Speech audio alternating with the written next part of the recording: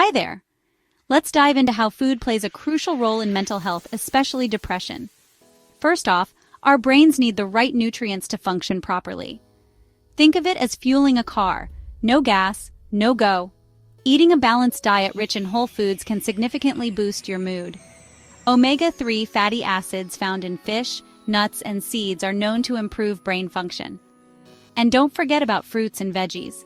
They're packed with vitamins and minerals that can lift your spirits. Avoid processed foods and sugary snacks.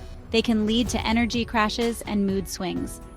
Instead, opt for complex carbs like oatmeal and brown rice. They release energy slowly, keeping you stable and happy. Want to feel even better? Stay hydrated and make sure to get enough sleep. Small changes in your diet and lifestyle can make a big difference. If you found these tips helpful, hit that subscribe button for more amazing knowledge. Like, share, and drop any questions you have in the comments below. Take care and eat well.